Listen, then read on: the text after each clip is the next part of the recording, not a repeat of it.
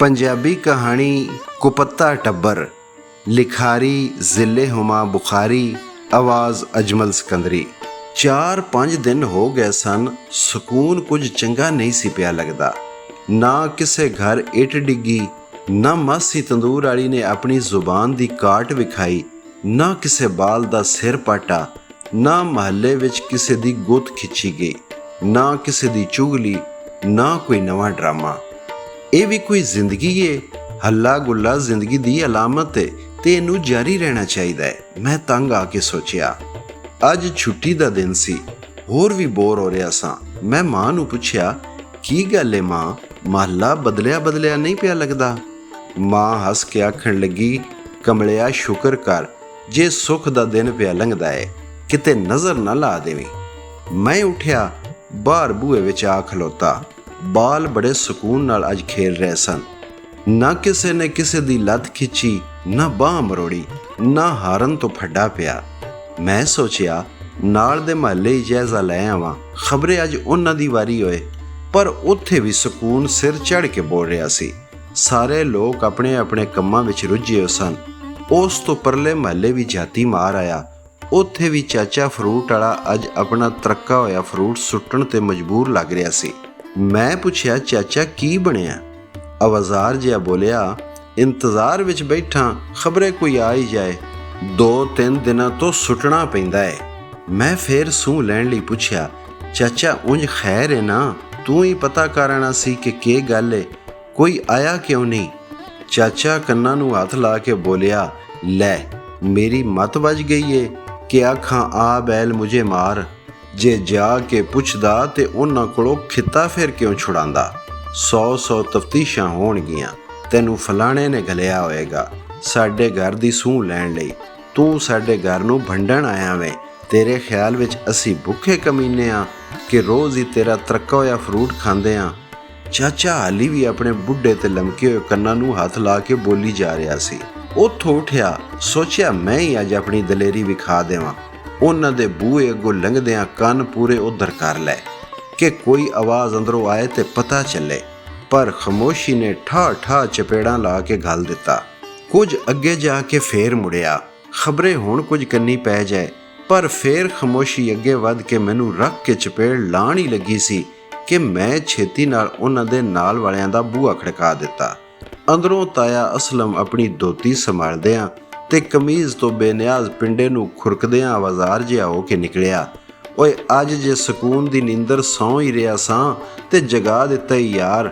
ਮੈਂ ਹੱਸ ਕੇ ਆਖਿਆ, ਛੱਡ ਤਾਇਆ, ਇਹ ਵੀ ਕੋਈ ਸਕੂਨ ਹੈ? ਮੈਨੂੰ ਤੇ ਕੋਫਤ ਹੋਣ ਲੱਗੀ ਹੋਈ ਏ। ਹੋਇਆ ਕਿ ਅੱਜ ਕੱਲ੍ਹ ਘਰ ਨਹੀਂ? ਤਾਇਆ ਹੱਸ ਕੇ ਬੋਲਿਆ, ਲੈ ਯਾਰ, ਜੇ ਘਰ ਹੁੰਦੇ ਤੇ ਮਹੱਲੇ ਵਿੱਚ ਭੁਚਾਲ ਨਾ ਹੁੰਦਾ। ਕਿੱਥੇ ਗਏ ਨੇ? ਤਾਇਆ ਬੋਲਿਆ, ਕੁਝ ਦਿਨ ਤੋਂ ਕਰਾਮਤ ਪੂਰਾ ਟੱਬਰ ਸ਼ਹਿਰ ਲੈ ਕੇ ਗਿਆ ਹੋਇਆ ਹੈ। ਮਕਾਨ ਉੱਥੇ ਲੈ ਲਿਆ ਸੂ।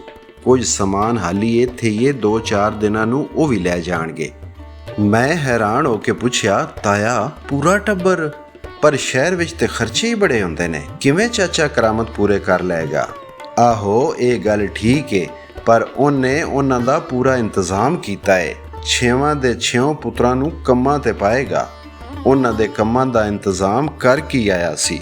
3 ਧੀਆਂ ਨੂੰ ਵੀ ਕਿਧਰੇ ਨਾ ਕਿਧਰੇ ਮਸਰੂਫ ਕਰੇਗਾ। ਕਹਿੰਦਾ ਸੀ ਉੱਥੇ ਨੇੜੇ ਸਿਲਾਈ ਸਕੂਲ ਵੀ ਹੈ, ਖਬਰੇ ਸਿਲਾਈਆਂ ਕਢਾਈਆਂ ਵਿੱਚ ਹੀ ਮਸਰੂਫ ਕਰ ਦੇਵੇਗਾ। ਪਿੱਛੇ ਰਹੇਗੀ ਕਰਾਮਤ ਦੀ ਵਹੁਟੀ ਤੇ ਮਾਂ, ਉਹਨਾਂ ਨੂੰ ਵੀ ਘਰ ਬੈਠੇ ਕੰਮ ਲਿਆ ਦੇਵੇ ਕਰੇਗਾ। ਸ਼ਹਿਰ ਵਿੱਚ ਬੜੇ ਇਹੋ ਜਿਹੇ ਕੰਮ ਨੇ ਤੇ ਜੇ ਉਹਨਾਂ ਨਾ ਵੀ ਕੀਤਾ ਤੇ ਘਰ ਬਾਹਰ ਹੀ ਸਾਂਭ ਲੈਣਗੀਆਂ। ਵੇਲੀਆਂ ਖਾ ਆਫਰ ਗਏ ਸਨ। ਸਿਵਾਏ ਲੜਾਈਆਂ, ਮਾਰ ਕੁਟਾਈਆਂ ਤੇ ਆਵਾਰਾ ਫਿਰਨ ਦੇ ਕੋਈ ਕੰਮ ਹੀ ਨਹੀਂ ਸੀ। ਨਾ ਢੰਗ ਨਾਲ ਪੜ੍ਹਦੇ ਸਨ, ਨਾ ਕੰਮ ਕਾਰ ਕਰਦੇ ਸਨ। ਉੱਥੇ ਕੋਲ ਪਿਓ ਹੋਏਗਾ, ਖਬਰੇ ਕੋਈ ਸੁਧਰ ਹੀ ਜਾਣ। ਤਾਏ ਅਸਲਮ ਨੇ ਸਾਰੀ ਗੱਲ ਮੇਰੇ ਨਾਲ ਕਰ ਦਿੱਤੀ। ਚਾਚਾ ਕਰਾਮਤ ਤੇ ਤਾਇਆ ਅਸਲਮ ਦੋਵੇਂ ਯਾਰ ਵੀ ਸਨ ਤੇ ਹਮਸਾਏ ਵੀ। ਦੋਵੇਂ ਦਿਲ ਦੀਆਂ ਗੱਲਾਂ ਇੱਕ ਦੂਜੀ ਨਾਲ ਕਰ ਲੈਂਦੇ ਸਨ, ਭਾਵੇਂ ਦੋਹਾਂ ਦੀਆਂ ਬੀਵੀਆਂ ਦੀ ਘਾਟੀ ਬਣਦੀ ਸੀ। ਮੈਂ ਪੁੱਛਿਆ, ਪਰ ਤਾਇਆ ਸਿਵਾਏ ਤੁਹਾਡੇ ਹੋਰ ਕਿਹਨੂੰ ਮਿਲ ਕੇ ਗਏ ਨੇ? ਤਾਇਆ ਹੱਸਿਆ, ਉਹ ਯਾਰ ਉਹਨਾਂ ਕਿੱਦੇ ਨਾ ਬਣਾ ਕੇ ਰੱਖੀ ਹੋਈ ਜਿਹਨੂੰ ਮਿਲ ਕੇ ਜਾਂਦੇ। ਸਾਡੇ ਨਾਲ ਵੀ ਕਦੋਂ ਬਣੀ ਸੀ ਕਦੀ। ਇੱਕ ਕਰਾਮਤ ਬੀਬਾ ਬੰਦਾ ਏ ਜਿਹਦਾ ਲਿਹਾਜ਼ ਕਰਕੇ ਉਹਦੇ ਘਰ ਵਾਲਿਆਂ ਦੀ ਜਰ ਜਾਂਦੇ ਸਾਂ। ਮੈਂ ਤਾਏ ਦੇ ਕੁਝ ਨੇੜੇ ਹੋ ਕੇ ਪੁੱਛਿਆ, ਸ਼ਹਿਰ ਕਿਹੜੇ ਮਹੱਲੇ ਗਏ ਨੇ? ਤਾਇਆ ਵੀ ਮਜ਼ਾਕਨ ਹੋਰ ਨੇੜੇ ਹੋ ਕੇ ਬੋਲਿਆ, ਮੈਂ ਸਭ ਸਮਝਣਾ, ਸੁਗਰਾ ਤੇ ਤੇਰੀ ਆਖੇ, ਪਰ ਮੇਰੀ ਸੁਣ ਤੇ ਛੱਡ ਉਹਦਾ ਖਿਆਲ। ਸਭ ਤੋਂ ਵੱਧ ਕੁਪੱਤੀ ਵੀ ਉਹ ਕੁੜੀ ਆ ਕਰਾਮਤ ਦੀ, ਘੜੀ ਜਿਹਦੇ ਕੋਲ ਬਹਿ ਜਾਏ ਸਾਰੇ ਮਹੱਲੇ ਦੀਆਂ ਝੂਠੀਆਂ ਸੱਚੀਆਂ ਚੁਗਲੀਆਂ ਲਾ ਲਾ ਕੇ ਹਰ ਇੱਕ ਨੂੰ ਹਰ ਇੱਕ ਦੇ ਖਿਲਾਫ ਭੜਕਾ ਛੱਡਦੀ ਏ। ਨਤੀਜਾ ਪੂਰੇ ਮਹੱਲੇ ਲੜਾਈ ਭੜਕ ਉੱਠਦੀ ਏ। ਮਹੱਲੇ ਵਿੱਚ ਬਹੁਤੀਆਂ ਉਸੇ ਦੀਆਂ ਲੜਾਈਆਂ ਪਾਈਆਂ ਹੋਈਆਂ ਨੇ। ਮੈਂ ਹੱਸ ਕੇ ਆਖਿਆ, ਲੈ ਚਾਚਾ, ਤੂੰ ਐਵੇਂ ਹੀ ਮੇਰੇ ਉੱਤੇ ਸ਼ੱਕ ਕਰਨ ਲੱਗਾ ਏ? ਮੈਂ ਤੇ ਐਵੇਂ ਪੁੱਛਿਆ ਸੀ। ਜਾ ਤਾਇਆ, ਸਕੂਨ ਨਾਲ ਜਾ ਕੇ ਸੌਂ ਜਾ। ਪਰ ਸਾਡਾ ਸਕੂਨ ਤੇ ਬੇਸਕੂਨੀ ਵਿੱਚ ਹੀ ਸੀ। ਘਰ ਆ ਕੇ ਮੈਂ ਮਾਂ ਨੂੰ ਸਾਰੀ ਗੱਲ ਦੱਸੀ। ਮਾਂ ਨੇ ਆਖਿਆ, ਆ ਹੈ, ਜਾਂਦਿਆਂ ਦਾ ਪਤਾ ਹੀ ਨਹੀਂ ਚੱਲਿਆ। ਹਲਾ ਚੱਲ, ਹਾਲੀ ਸਮਾਨ ਲੈਣ ਤੇ ਆਣਾ ਹੀ ਨੇ ਨਾ। ਮੈਂ ਧਿਆਨ ਰੱਖਾਂਗੀ, ਨਾਲੇ ਤੂੰ ਵੀ ਖਿਆਲ ਰੱਖੀ, ਆਣਗੇ ਤੇ ਮਿਲਣ ਜਾਵਾਂਗੀ। ਇੰਨਾ ਅਰਸਾ ਰਹੇ ਨੇ, ਚੰਗਾ ਭੈੜਾ ਵੇੜਾ ਨਾਲ ਗੁਜ਼ਾਰਿਆ ਨੇ, ਹੁਣ ਜਾਂਦਿਆਂ ਚੰਗੇ ਤਰੀਕੇ ਨਾਲ ਜਾਣਾ ਚਾਹੀਦਾ ਹੈ। ਪਰ ਖਬਰੇ ਕਦੋਂ ਉਹ ਆਪਣਾ ਸਮਾਨ ਲੈ ਗਏ, ਨਾ ਮਾਂ ਨੂੰ ਖਬਰ ਹੋਈ ਨਾ ਮੈਨੂੰ। ਮਹੀਨੇ ਤੋਂ ਵੀ ਵੱਧ ਹੋ ਗਿਆ, ਬੋਰ ਕੁਝ ਹੋਇਆ ਸਾਂ।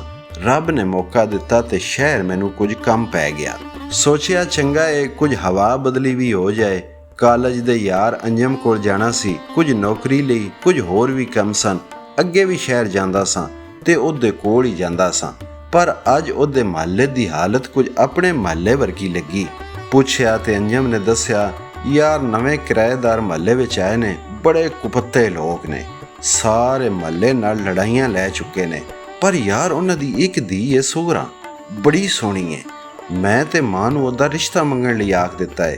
ਉਹਦੀ ਗੱਲ ਸੁਣ ਕੇ ਮੈਂ ਤਾਏ ਅਸਲਮ ਦੀਆਂ ਸਾਰੀਆਂ ਕੀਤੀਆਂ ਹੋਈਆਂ ਗੱਲਾਂ ਉਹਦੇ ਨਾਲ ਕਰ ਦਿੱਤੀਆਂ ਤੇ ਅੰਜਮ ਨੂੰ ਮਸ਼ਵਰਾ ਦਿੱਤਾ, ਛੱਡ ਸੁਗਰਾਂ ਦਾ ਖਿਆਲ, ਕਿਧਰੇ ਹੋਰ ਦਾ ਸੋਚ।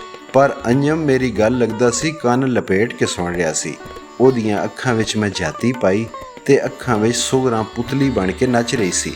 ਉਹਦੀਆਂ ਅੱਖਾਂ ਵਿੱਚ ਸੁਗਰਾਂ ਨੂੰ ਤੱਕ ਕੇ ਮੈਂ ਆਪਣੀਆਂ ਅੱਖਾਂ ਚੁਰਾਈਆਂ ਤੇ ਆਖਿਆ, ਸੁਗਰਾ, ਤੂੰ ਤੇ ਵਾਕਈ ਬੜੀ ਕੁਪੱਤੀ ਏਂ।